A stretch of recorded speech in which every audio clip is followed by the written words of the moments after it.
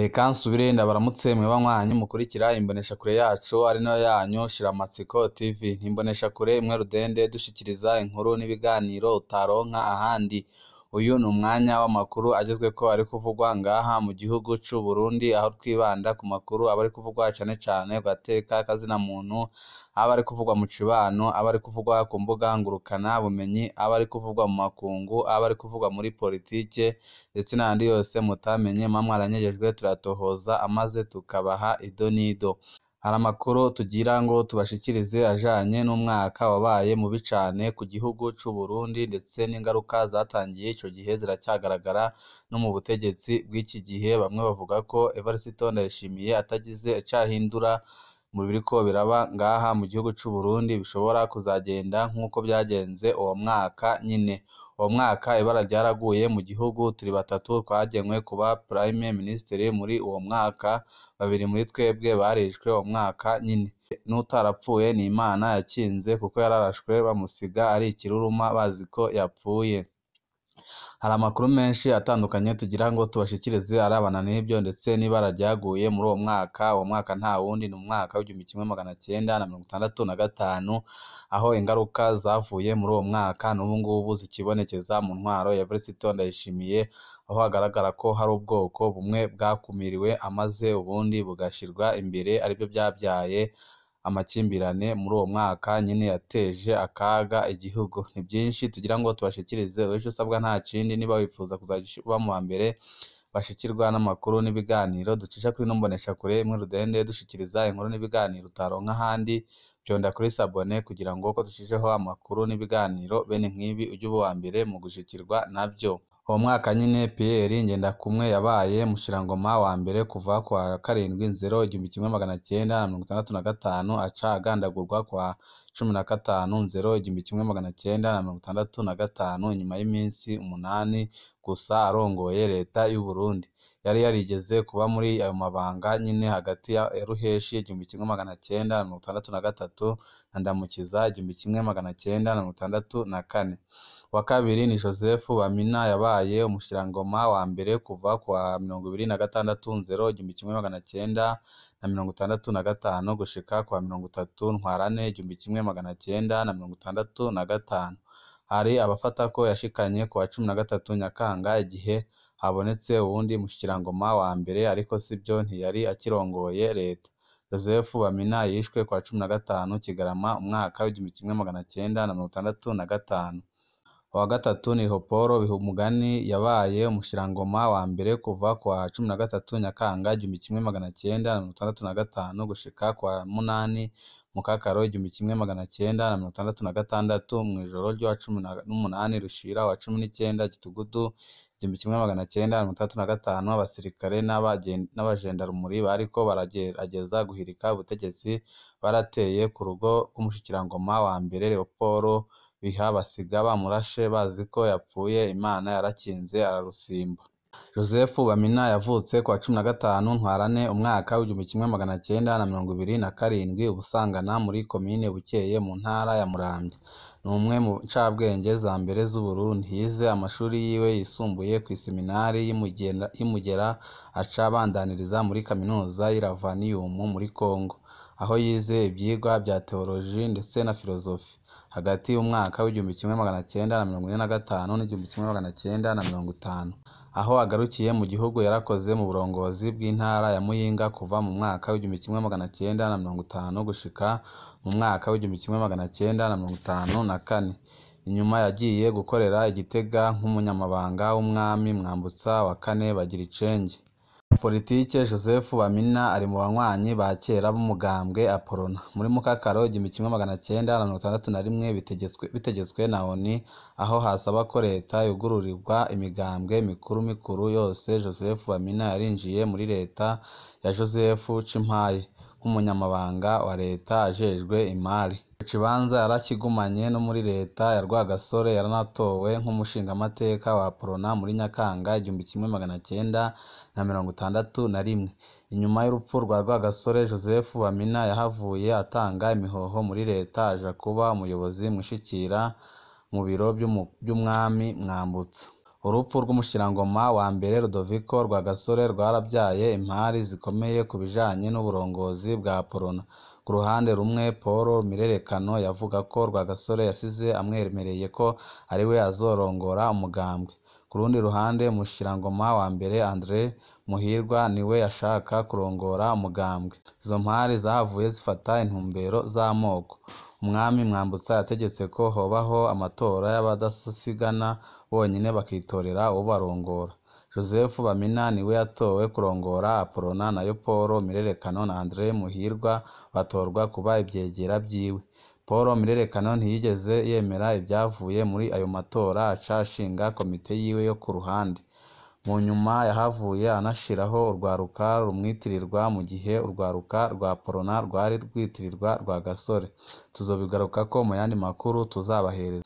Gutora Bamina nk'umukuru wa Prona byaragabanije gato iturufu y'amoko kubera na Mirerekano bose bari abahutu. Mbere baja no mu ruhande rumwe rwa Casablanca. Mu yandi makuru twarabasiguriye iby'imirwi ya Monrovia na Casablanca muri Prona ico byari bisiguye. Inyuma y'igenwa rya Pierre Ngendakumana nk'umushirangoma wa mbere, umwami Mwambutsa yarasabye Joseph Bamina kuva mu mabanga y'umuyobozi mwishikira wiwe, yitwaje ko kuba umuyobozi mwishikira w'umwami bitajanye no kurongora umugambwe. Ariko imvo yumvikana nuko umwami atari kugira umuyobozi mwishikira ava muri Casablanca mu gihe umushirangoma wa mbere we yava muri Monrovia. Inyuma y'igandagurwa rya Petero Ngendakumana, umwami Mwambutsa yagenye Joseph Bamina ngo abe ari we amusubirira. Leta ya Bamina yarakoze gushika muri Ntwarante 1965. Ico gihe umwami yari yashegeshwe n'injyane zo muri Prona no mu nama nshingamateka, aca afata ingingo yo guhamagara amatora y'abashingamateka n'abakenguzamateka muri Rusama 1965, kandi ikiringo c'inama nshingamateka yahoraho ngaho kitarahera. Ibintu aho gukira byateye byunyuka inyuma y'ayo matora. Ni gutyo rero leta ya Joseph Bamina nayo yahagaritswe n'umwami mu mpera za Ntwarante 1965 kugira ngo abashikirangoma baje kwiyamamaza nk'abandi. Joseph Bamina yaratowe mu bakenguzamateka. Ku wa 4 Nyakanga 1965 naho atorwa kuba umukuru w'inama nkenguzamateka ya mbere y'u Burundi. Inama nshingamateka na nkenguzamateka zatowe muri Rusama 1965 zarahagaritswe n'umwami inyuma yaho hari akarwi k'abasirikare n'abagendanyi n'abajandarumuri bavuga ko bari abahutu bashatse gutembagaza ubutegetsi mw'ijoro ry'uwa 18 rishira wa 19 Gitugutu umwaka w'1965. Kwa 15 Kigarama 1965 Joseph Bamina yarishwe yagirizwa ko nawe yarimwo mu bateguye itembagazwa ry'umwami n'itemagurwa ry'abatutsi Busangana mu Bukeye. Leopold Bihumugani ni muntu ki, ninde, n'ibice byamuranze? Benshi bamwita Leopold Biha, ariko izina ryiwe rikwiriye ni Leopold Bihumugani. Leopold Bihumugani yavutse mu mwaka w'1919 yava mu ntara ya Muramvya. Ni umuganwa w'umwezi. Yize amashuri yiwe kuri Groupe Scolaire d'Amsterdam mu Rwanda. Yarangiriza mu mwaka w'1940. Aho arangirije amashuri yagiye gukora mu burongozi bw'intara ya Ngozi kuva mu mwaka w'1940 gushika mu mwaka w'1944. Kwa 29 Myandagaro umwaka w'1944 umuganwa Leopold Biha yagenwe kurongora shefiriye ya Muramvya, ibyatumye yegera cane umwami Mwambutsa anamubera umuhanuzi. Mu bijanye na politiki, umuganwa Leopold Bihumugani avugwa ko yafatanije n'umuganwa Rudoviko Rwagasore gushinga umugambwe Prona, ariko inzira zabo zahavuye zitandukana. Muri Nzero 1961, igihe ababirigi basizeho leta ya Joseph Kimpaye, Leopold Biha yaremeye kuyinjiramwo, kandi Prona yari yabujije abanywanyi bayo kuyinjiramwo. Muri Mukakaro 1961, igihe habaye itegeko rya ONU ritegeka kugurura iyo leta ikajamwo abaserukira imigambwe mikuru, Leopold Biha yaratakaje ikibanza ciwe muri leta ya Joseph Kimpaye, asubirizwa na Pierre Ngendakumwe wo muri Prona. Imbere gato y'amatora y'abashingamateka yo muri Nyakanga 1961, Leopold Biha yarashinze umugambwe wiwe Burundi Populaire. Inararibonye uwo mugambwe nta ntebe n'imwe waronse mu matora y'abashingamateka. Mu mwaka w'1962, Leopold Biha yarongetswe kurongora sheferiye ya Bururi. Muri Ndamukiza 1964, Leopold Bihumugani yagenwe kuba umunyamabanga adasanzwe w'umwami. Amabanga yerekana ko yari umwizigirwa w'umwami. Inyuma y'amatora y'abashingamateka n'abakenguzamateka yo kuwa 10 Rusama 1965, ibihe bya politike byarabaye nabi cane mu Burundi. Umugambwe Aprona niwo watsinze amatora uronka intebe 21 kuri 33 mu nama nshingamateka. Umugambwe Pipi wari usa n'uwafuditse inyuma y'amatora yo muri 1961, nawe warasubiriye uraduga mbere utahana intebe 10. Haratowe n'abigenga 2. Naho intsinzi yari iya Prona. Amatora yo mu mwaka w'1965 yahagaze ku bwoko cane cane.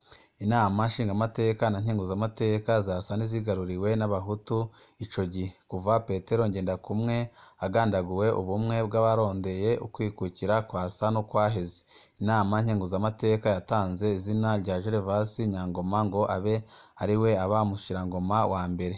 Nyangoma yari muri Pepe kandi we yashaka ifutwa ry'ubwami mu Burundi. Umwami Mwambutsa yaranse kugena Gervasi Nyangoma. Ku ruhande rw'abatutsi naho nyine boba bari bafise uwo bashaka ko umwami agena muri ico kibanza. Umwami Mwambutsa niko guhitamwo umuganwa Leopold Bihumugani kubera ko ico gihe abaganwa bafatwa ko batari abahutu kandi batari abatutsi. Umwami yashimye Leopold Bihumugani kandi kubera ataho yari ahuriye n'imigambwe y'ico gihe. Iyo ngingo y'umwami aho guhumuriza yarashavuje nyabuna impande zose. Abahutu barashavujwe nuko umwami atagenye uwo bamuhaye kugena mu mabanga. Abatutsi barashavujwe no kubona umwami ataci ababajije mu kugena umushirangoma wa mbere. Mw'ijoro rya 18 rishira 19 Gitugutu 1965, umurwi w'abasirikare n'abajandarumuri barongowe na Kapiteni Antoine Serukwavu barateye ikirimba c'umwami Mwambutsa be no ku rugo rw'umushirangoma wa mbere mu ntumbero yo gutembagaza ubutegetsi. Umwami yarashoboye kubinyegeza mu nyuma ahungira i Kongo, avayo abandaniriza mu Busuwisi. Mwambutsa yarinze atembagazwa muri Mukakaro 1966 atagarutse mu Burundi. Leopold Bigirumugani nawe yararashwe ku rutugu, mu kikiriza no ku maguru, maze bamusiga bazi ko yacikanye. Imana yarakinze ariko nawe yaciye ajanwa mu Bubiligi kwivuza. Yagiye kugaruka mu Burundi muri Ruhuhuma 1966, mu gihe umwami yari mu Busuwisi. Umushirangoma wa mbere akaba kwivuza mu Bubiligi. Igihugu kisa n'icasigaye mu minwe y'abasirikare bahagaritse kudeta muri Gitugutu umwaka w'1965, maze abantu batari bake baricwa bagirizwa uwo mugambi wo gutembagaza ubutegetsi. Aho twavuga nka Gervasi Nyangoma, Paul Mirerekano, Joseph Bamina n'abandi bategetsi batari bakeya bishwe bagirizwa ko bagerageje gutembagaza ubutegetsi. Kwa 8 Mukakaro 1966, umuganwa Samuraga w'ingoma y'u Burundi Karori Ndizeye yaratangaje ko ahagaritse intwaro ya se Mwambutsa be na leta ya Leopold Bihumugani. Bukeye aca agena Kapiteni Michel Micombero k'umushirangoma wa mbere. Leopold Bihumugani yarahagaritswe muri Nyandagaro 1966, ajanwa gupfungwa mu Rumonge. Aho arekuriwe yaciye avavanura na politiki. Muri 2001, Leopold Bihumugani yarasubiriye kuvugwa mu bashinze umugambwe PMP. Umuganwa Leopold Bihumugani yahavuye yitaba Imana muri 2003. Umwaka w'1965 n'umwaka wabayemwo ibintu bibi cane mu mateka y'u Burundi.